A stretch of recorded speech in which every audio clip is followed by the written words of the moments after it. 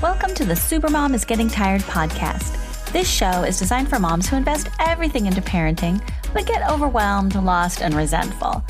Listen and learn how to unburden yourself, feel calm, full of energy, and in control. I'm your host, Master Certified Life Coach, teacher, and recovering supermom, Tori Henderson.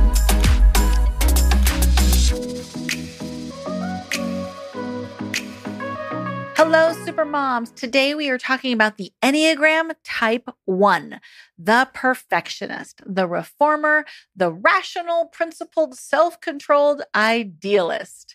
So we are going to go through this wonderful human being, and we're going to give a little overview of the Type 1, the key fear and motivation, what it looks like to be an integrated or disintegrated one. What is robbing ones of feeling peaceful? This is the supermom kryptonite. We're going to talk about what gets in their way from feeling at peace at home with their kids. And 3 questions to help you decipher if you are a 1. And also what ones gain from life coaching. What can they do? We're going to talk about 3 small action steps that you can take today to release the burden of perfection, trust in your goodness, and finally, relax. So I want you to listen to Type 1, see if anyone pops into your mind, see if it sounds like you or like someone you are living with. You might be able to relate to part of it, but not all of it. At the end, you're going to get some coaching and parenting advice specifically geared towards this Enneagram type. So ones are conscientious and ethical with a strong sense of right or wrong. They are always striving to improve things, but afraid of making a mistake. They can be well organized and fastidious. They try to maintain high standards, but can slip into being critical and perfectionist.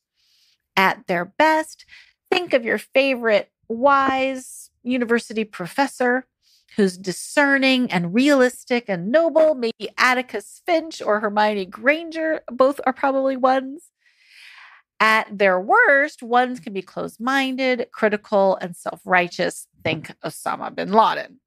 So a Type 1 parent can show up quite differently, depending on whether their strict moral code extends to their children or is primarily turned inward onto themselves. You might hear a 1 say to their kids, "It's my way or the highway.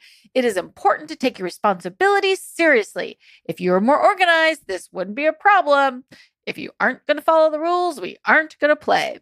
So this might come from a 1 who has this very strict moral code. They know right from wrong, and they want their kids to follow suit. But you also might hear a 1 just say things like, "Why can't I ever get it right?" Or "I can't relax because there's still work to be done." So you can have a 1 who turns their criticism outward onto kids, partners, school systems, or they might just hold it inward and say, "Oh, everyone else is great. I'm the one who needs fixing." Okay. And that 1 is because they carry around with their critics. So the basic fear of the Enneagram Type 1 is being a bad person. They really strive to be good, to have integrity, to be beyond reproach. The key motivations for ones are that they want to be right. They want to strive higher and improve themselves and the world around them. They want to be consistent with their ideals, to justify themselves, to be beyond criticism, so as not to be condemned by anyone.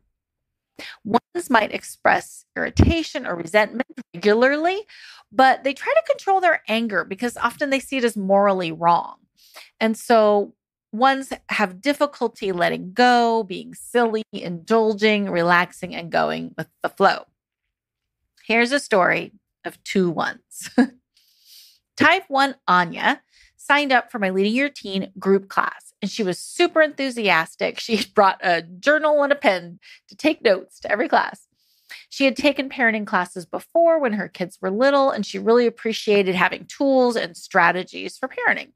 She read books. She enjoyed striving to be her best. She participated, enjoyed getting coached, learning about herself in ways in which she could improve made her feel competent. Acquiring strategies for raising teenagers helped her confidence that she was up to the task. So this is a very integrated one. She's learning and growing from a place of good enough. I'm already good enough. I just want to get better. She spoke highly of the class to her friend Amy, who was also a type 1, assuming that Amy would love it as much as she did. Amy signed up for the class, but struggled to get into a learning mindset. She was so wary of being criticized and afraid someone might think poorly of her that she avoided participating. Suggested that we drop the group class and switch to individuals so that we could focus first on self-compassion, believe in her goodness, and tame that inner critic that was not letting her learn. Because every time she heard something that she didn't already know or that she hadn't yet done with her kids, that inner critic was just pouncing on her, causing her to feel shame and guilt and fear that she'd messed her kids up and had ruined them for life.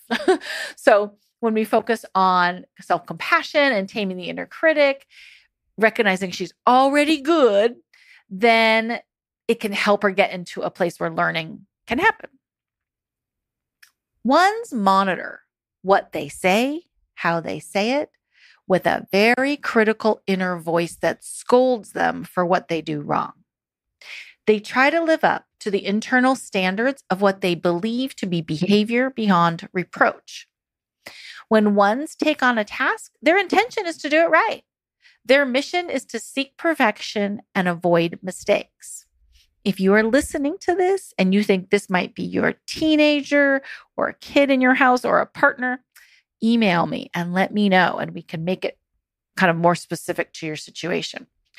I have a friend, and whenever I hang out with her, just being around her made me a better mom. She was so tolerant for things that I found difficult. She had energy and patience and kindness to everyone else except for herself. She held herself to a very high standard. She had a hard time accepting praise and feeling like she had done good enough.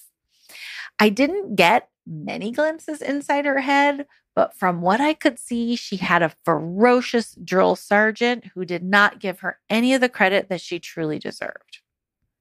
Ones can be serious, single-minded, and driven to work hard, while also being highly critical of themselves and others. If you are remodeling your kitchen, for example, you want to have a one. You want them to be perfectionistic and down to the nitty-gritty, paying attention to the smallest detail, obsessing over doing it right. That is an excellent skill. If your kid's going in for brain surgery, I hope that brain surgeon is a one. That is a brilliant Enneagram type to have when it's important that things get done right.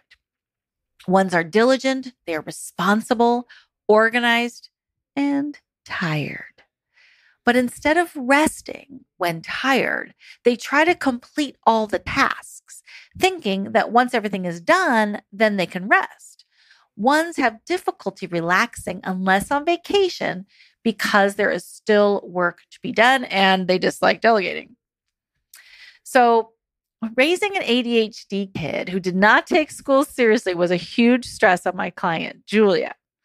She could not stand his lackadaisical attitude and procrastination, and she felt tied up in knots every day after school. She just wanted to get the homework done.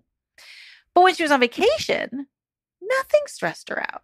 Her kid could be lackadaisical or procrastinated, didn't bother her. She loved being vacation mom. She was relaxed and open and accepting of who her kid was.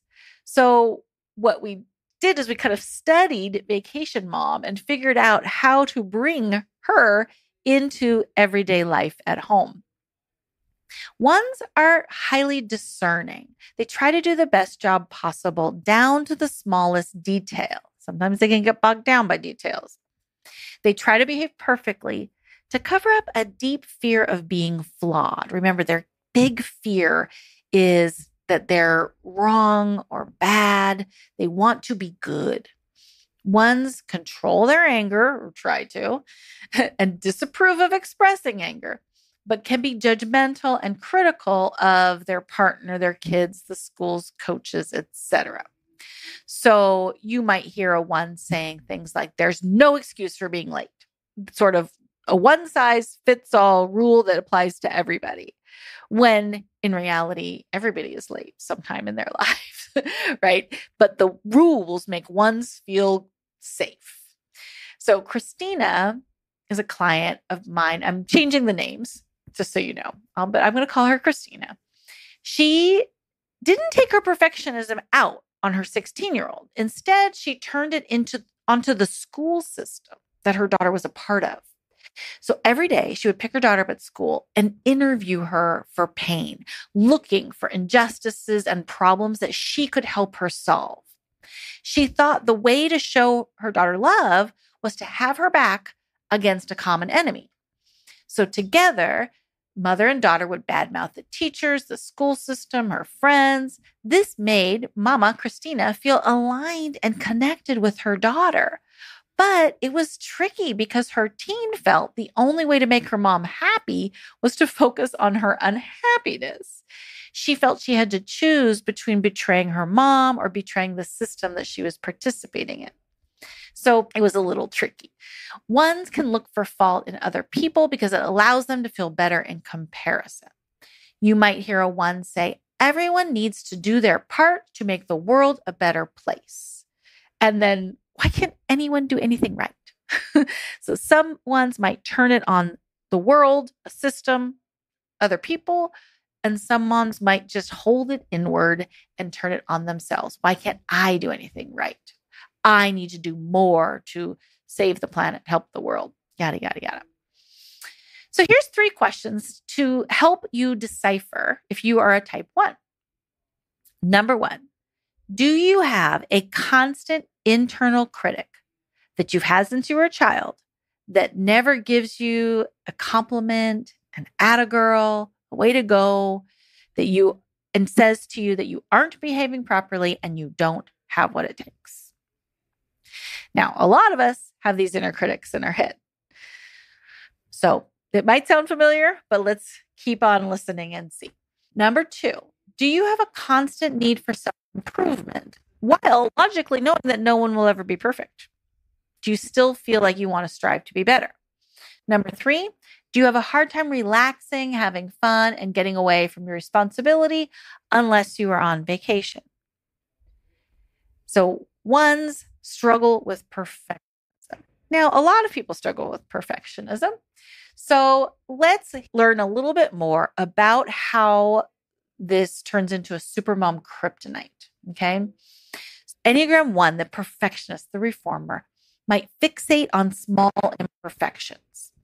They might say things like, there's no excuse for being late, one size fits all. They might notice the A- on the report card instead of all the A's. They might find the one sock that didn't make it into the hamper instead of all the clothes that did. A great question that ones can ask themselves every day is, will this matter 10 years from now? And what's interesting is when I'm coaching a one, they often will say, yes, it will.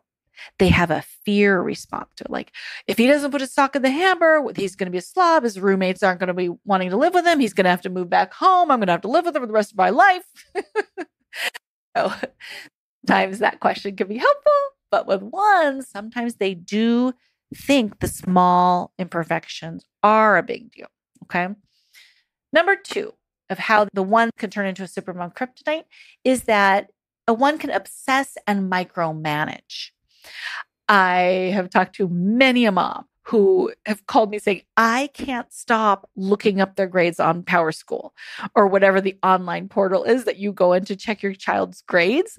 Like, I have moms who are doing it every single day. What's missing? Have the grades come in yet? Where are the grades at today? Why didn't he do this assignment? If you're obsessing and micromanaging about grades, you might be a one. Number 3, do you need to fix everything that is broken in the world? Or does it feel like you need to? And you get resentful when others don't share your beliefs about right or wrong.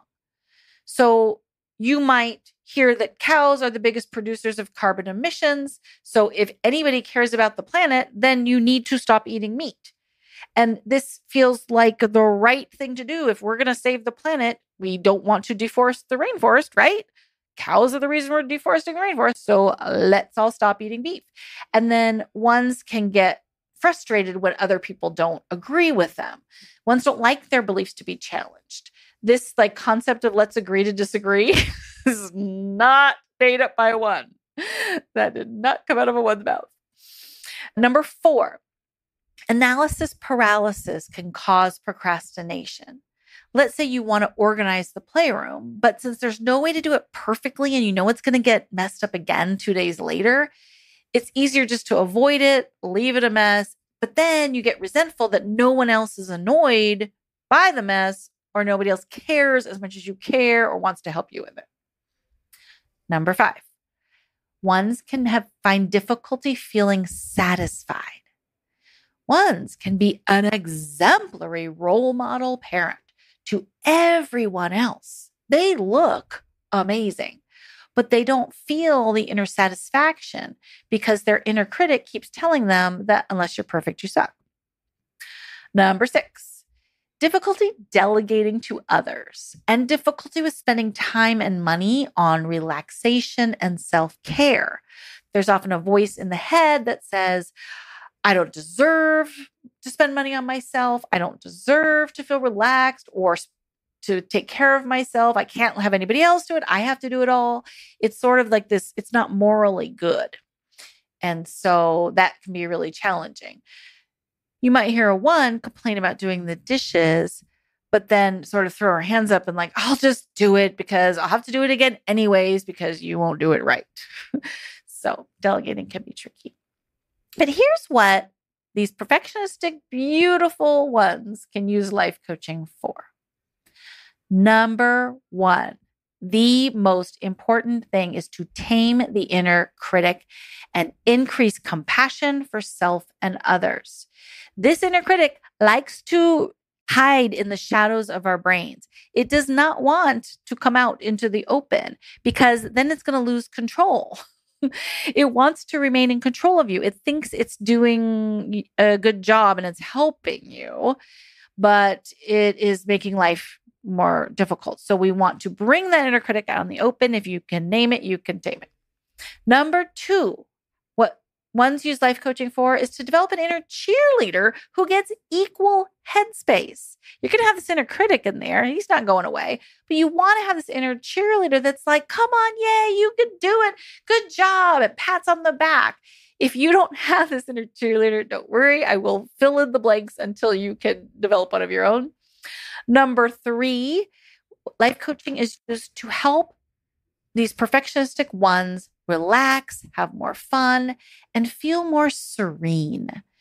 Learning when to take off the supermom cape and when to put it back on is an art form, right? Like you're amazing and you can do so much and you can accomplish so much, but do you really need to do that 24 hours a day, 7 days a week? Or is there a time where you can take off the supermom cape and relax, have a little fun? Number 4, life coaching with ones can be used to add humor, levity, and lightheartedness into parenting. So for example, the client I'll call Davina came to life coaching feeling resentful that her kids liked their dad more than her. He was more playful with them and she knew it. She wanted to be more fun-loving, but felt like there was too much work to get done. Davina's hard work ethic served her well in her career as a nurse. Ones are great because it's all about the details, right? You want them to hyper-focus on the details. So she was a brilliant nurse, but at home, she couldn't relax. She couldn't take off the supermom cape. And so it was costing her connection with her family. It would bother her when they would lounge around on the weekend, not doing anything productive, and she couldn't stand it. Through coaching, Davina became aware of this mean, critical voice in her head that said, relaxing is bad, productivity is good, all the time, every day, no matter what. She learned that her main motivation for working so hard was a fear of what this inner critic was going to say the minute she sat down and stopped working. So she decided to see this voice as a prison guard, keeping her locked in this all work and no play prison. Instead of pretending this prison guard wasn't there like she was doing before, she befriended it. She would negotiate with it, saying, okay, I hear what you're saying. We got work to do. There's things to accomplish. But how about I go to the gym tomorrow morning if you'll step aside for 2 hours tonight while I watch a movie with my kiddos? She learned how to work with the inner critic, not believe every word it said. And as she learned to take the pressure off herself, she was able to take the pressure off her family as well, allowing them to relax and them to see her as a fun, loving mama. Small action steps one can take to grow in a positive direction. This is so important. Number one, it's going to sound weird. Okay. So I want you to prepare yourself once. If you're listening to this, take a deep breath in. This is earth shattering. Celebrate your mistakes. Purposefully do things wrong. I know it sounds crazy, but ones of all people, you can do it. You can slack off strategically, not accidentally, strategic slacking. Drop a ball on purpose. Flake on that class party. Don't bring anything to Teacher Appreciation Week. Leave the dishes in the sink just to prove you can. Show up late. Don't show up at all. Try and find ways that you can drop the ball on purpose. This is going to help you become more flexible, increase your levity, and show that inner perfectionist inside your head who is boss. All right, take a breath. I know that was hard. Number one is celebrate mistakes. Number two is to redefine your definition of success. So many ones subconsciously define success as doing everything right. But I want you to think about people that you admire, people you consider successful. What is it about them that looks like success to you? Often ones will notice things like they seem balanced, they are fun-loving, they're driven and passionate, but they also make time to play. So really have like a success role model inside your head and strive towards that instead of do everything right. And number three is to create a relaxation challenge.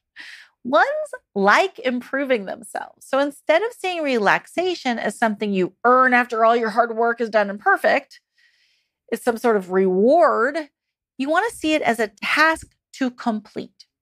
Start with 5 minutes, guilt-free relaxation, and set the timer. Like play video games on your phone.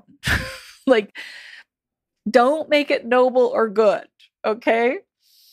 Just try and challenge yourself to play solitaire or stare into space. And then you can work your way up to 30 minutes. I know that's hard. So if it's too hard for you, I had a client who she did research on the benefit of midday naps. So she looked at like how it reduces your like heart disease by this certain percentage. And so she had the math and the statistics to back up that taking a nap in the middle of the day is good for you. Just like if you want to like research like how valuable sleep is. And so if you can show research to show that relaxing is the most valuable thing to be doing, then you can flip the script by making relaxation a chore and a challenge and also simultaneously increase balance and joy in your lives. All right. That is the synopsis of an Enneagram 1. If this is sounding like you or like somebody you might be living with, shoot me an email, Tori@lifecoachingforparents.com. Let me know. And I can give you tips on how to support the family member that might be a 1, things to say, what not to say.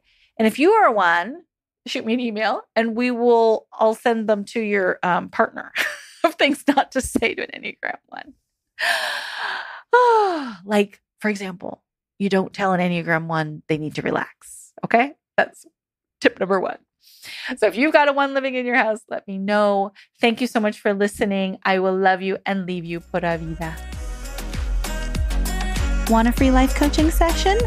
Go to lifecoachingforparents.com and schedule yours today. And thank you so much for listening. I would love it if you would subscribe and share these podcasts with your friends.